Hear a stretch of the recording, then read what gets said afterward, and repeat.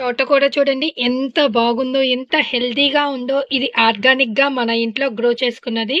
ఇక్కడ కూడా చూడండి తోటకూర. ఇవి నేను విత్తనాలు ఏసి గ్రో చేసినవి కాదు. వాలంటరీగా ఎవ్రీ టైమ్ నేను పాటింగ్ మిక్స్ చేసినప్పుడు ఈ తోటకూర అనేది ఇలాగే పెరుగుతుంది. తోటకూర ఒక్కసారి మన గార్డెన్‌లోకి వస్తే ఇలా విత్తనాలుంటాయి కదండీ! మనం ఆకులు హార్వెస్ట్ చేసుకున్నాక ఇవి కంపోస్ట్‌లో ఏస్తే మళ్ళా ఈ విత్తనాల ద్వారా అనేది ఈ ప్లాంట్స్ అనేది వస్తాయి. ఈరోజు ఇది ఒక హార్వెస్ట్ వీడియో. నమస్తే, నేను అనూష. వెల్కమ్ టు అనూష బెల్లం. ఈరోజు తోటకూర నుంచి హార్వెస్ట్ స్టార్ట్ చేద్దామండి. ఎంత ఫ్రెష్ గా ఉందో ఆర్గానిక్ గా తోటకూర అనేది. కానీ మీరు ఇలా విత్తనాలు వచ్చేదాకా ఉంచకండి అండి. ఇది కొయ్య తోటకూర. యాక్చువల్లీ ఇక్కడ పచ్చిమిరపకాయ చెట్టు ఉంది.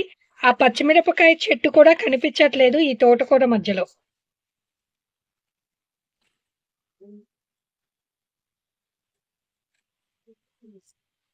మన ఇంట్లో ఇలా ఆర్గానిక్ గా పెంచుకున్న తోటకూర జస్ట్ మనము ఈ ఆకుల్ని కడాయిలో వేసేస్తే వెంటనే ఫ్రై అయిపోతుందండి.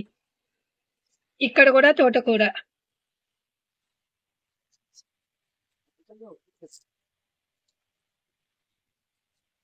నేను ఎవ్రీ టైం పాటింగ్ మిక్స్ చేసినప్పుడు ఫస్ట్ అసలు తోటకూరే వచ్చేస్తుందండి. గార్డెన్ స్టార్ట్ చేసినప్పుడు ఒక్కసారి నేను విత్తనాలు తెచ్చి వేసుకున్నా అంతే. ఇంకా తర్వాత నేను విత్తనాలు అనేదే వేయలేదు. ఇట్లాగా ఈ స్టెమ్స్ ని కంపోస్ట్ లో వేయంగానే ఆటోమేటిక్ గా ఆ విత్తనాల ద్వారా అనేది మొక్క వస్తుంది.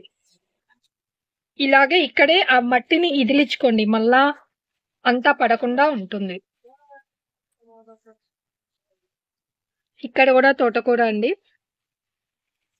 ఇవి కానీ మనం హార్వెస్ట్ చేసుకోకపోతే ఒరిజినల్ ప్లాంట్స్ అనేవి అసలు గ్రో కూడా అవ్వవండి. అవి ఎక్కడ ఉన్నాయో కూడా తెలియదు.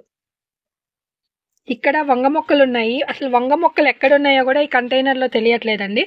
అంతా ఆక్యుపై చేసింది ఈ తోటకూర అనేది. గ్రాస్ కూడా పెరిగిందండి, అసలు తెలియట్లేదు. ఇలా మనం ఎప్పటికప్పుడు వీటిని తీసుకోకపోతే అసలు ఒరిజినల్ ప్లాంట్స్ గ్రో అవ్వవు. ఆ ఎనర్జీ మొత్తం ఇదిగోండి ఇక్కడ గ్రాస్ అయి ఉన్నాయి కదా, అవి కూడా మనం తీసేసుకోవాలి. లేకపోతే మనం ఇచ్చే లిక్విడ్ ఫెర్టిలైజర్స్ ఎనర్జీ మొత్తము అవే తీసేసుకుంటాయండి. అట్లీస్ట్ తోటకూర అయితే మనకు ఉపయోగపడుతుంది. గ్రాసు అవి పెరగటం మూలాన వాటి వల్ల అసలు ఏం ఉపయోగము ఉండదు కదా.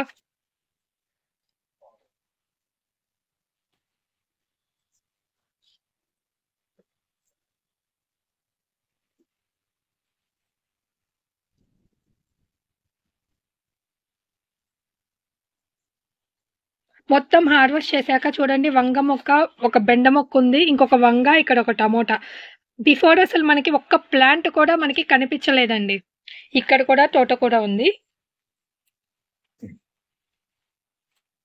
ఈ తోటకూర పీకాక ఇక్కడ సాయిల్ చూడండి ఎంత ఫెర్టైల్ గా ఉందో, నల్లగా. మనం కిచెన్ వేస్టేజ్ తో మనం గ్రో చేసుకుంటాం కదా, అందుకనే సాయిల్ అంత ఫెర్టైల్ గా బాగుంది. ఇక్కడ పెరుగు తోటకూర వచ్చిందండి. ఇది కూడా విత్తనాలు వచ్చాయి. ఇందాక నేను కోసింది కొయ్య తోటకూర అంటారు మా సైడ్. ఒక్కొక్క ఏరియాలో ఒక్కొక్కలా పిలుస్తారు. ఇక్కడ కూడా తోటకూర అండి, బాగా విత్తనాలు వచ్చేసేసాయి. ఇలాంటి మొక్కల నుంచే విత్తనాలు అనేవి స్ప్రెడ్ అయిపోతాయండి. ఇక్కడ కూడా తోటకూర మొక్క. ఇక్కడ కూడా తోటకూర అండి. నేను ఎవ్రీ టైం పాటింగ్ మిక్స్ చెయ్యగానే మా గార్డెన్ లో వచ్చే ప్లాంట్ ఇది. ఒరిజినల్ ప్లాంట్ గ్రో అయినా గ్రో అవ్వకపోయినా ఇవి మాత్రం కంపల్సరిగా వస్తాయి విత్తనాల ద్వారా.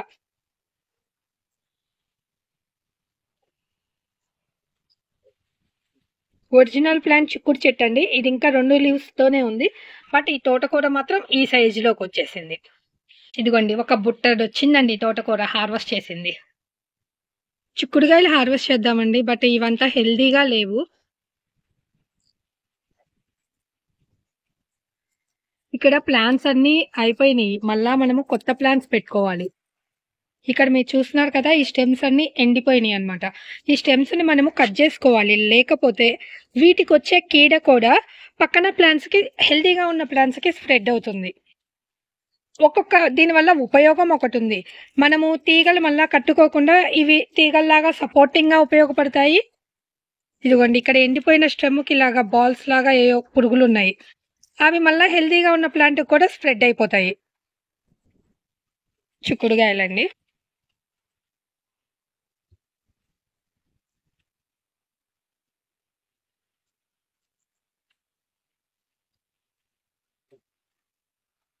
చిక్కుడుగాయలు చాలా ఈజీ టు గ్రో. మనము దీనికి వచ్చేదల్లా నల్ల పురుగు అండి. అదొక్కటి మనం కంట్రోల్ చేయగలిగితే చాలు. అది కూడా రెగ్యులర్ గా ఏమి రాదు. మాక్సిమం ఫ్లవరింగ్ స్టేజ్ లో, లేకపోతే వెదర్ లో చేంజెస్ ఉంటాయి కదా, బాగా హీట్ గానీ లేదా బాగా వర్షాలు పడిపోయి ఆగిపోతే మాత్రమే వస్తుంది. ఇవి 365 డేస్ గ్రో చేసుకునే చిక్కుళ్ళు. నేను ఎప్పుడూ ఇవే యూజ్ చేస్తాను. మనకి టెర్రస్ గార్డెన్ మీద ఏవి ఎక్కువ ఈల్డింగ్ ఇస్తుందో చిన్న ప్లాంట్స్ గానే వాటిని ప్రిఫర్ చేయటం బెటర్. పెద్ద పెద్ద తీగలు వచ్చి తర్వాత కాయలు వచ్చే వాటిని మనము ప్రిఫర్ చేసేదానికంటే కూడా చిన్న చిన్న వాటికి రిజల్ట్ వచ్చాయే యూజ్ చేయాలి. ఎందుకంటే మనము తక్కువ సాయిల్లో మనము ఈల్డింగ్ అనేది, హార్వెస్ట్ అనేది ఎక్స్పెక్ట్ చేస్తున్నాం కాబట్టి. ఇటు చూడండి బొచ్చు పురుగు.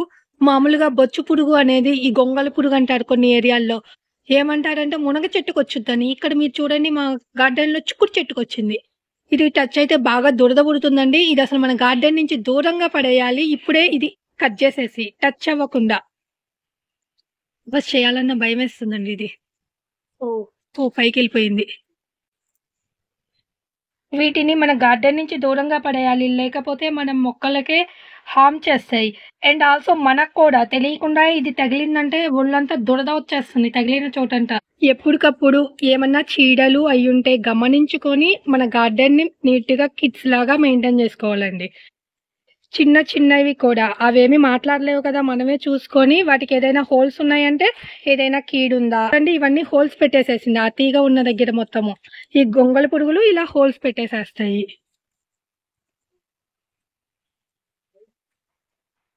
ఈ చిక్కుడుగాయలు ఇక్కడ ఒక ప్లాంటే ఉందండి, మిగతా అన్ని పోయినాయి. ఒక్క ప్లాంట్ అయినా పర్వాలేదు, మనకి హార్వెస్ట్ మంచిగానే వస్తాయి. ఇవి తీగజాతి మొక్కలు కదా. తీగజాతి మొక్కల్ని మీరు వేసుకునేటప్పుడు పెయింట్ బకెట్ లో కానీ డెప్త్ ఎక్కువ ఉండే వాటిల్లో వేసుకోండి. లేకపోతే అంత రిజల్ట్ రావు. తీగజాతి ఏ మొక్కలైనా రూట్స్ అనేవి లోపలికి వెళ్తాయి.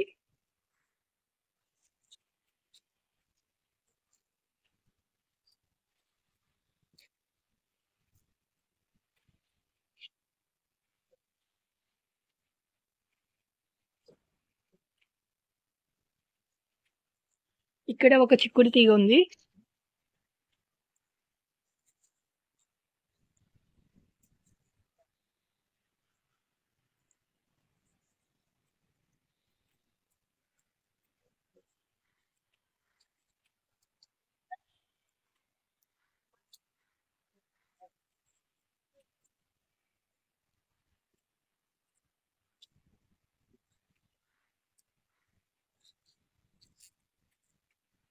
ఇక్కడ చెట్టు చిక్కుడు ఉన్నాయండి.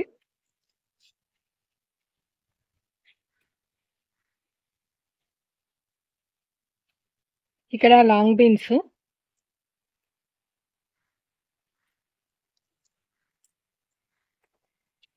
టోటల్ గా ఇన్ని చిక్కుడుగాయలు వచ్చాయండి. కొంచెం లాంగ్ బీన్స్ కూడా, కాకరకాయలు,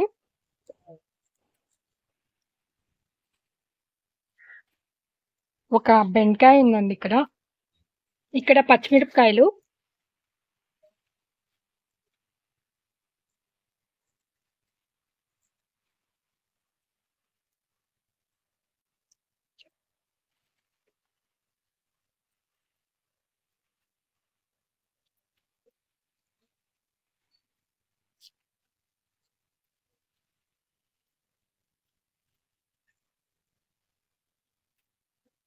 హార్వెస్ట్ లో హైలైట్ వచ్చి తోటకూర, చిక్కుడుగాయలండి. ఇలా నాకు ఎవ్రీ ఆల్టర్నేటివ్ డే ఒక్కొక్క వెజిటేబుల్ వస్తుంది. మీకు నచ్చినట్లయితే లైక్ చేయండి, షేర్ చేయండి, సబ్స్క్రైబ్ చేయండి. Thank you for watching. Wish you A happy gardening.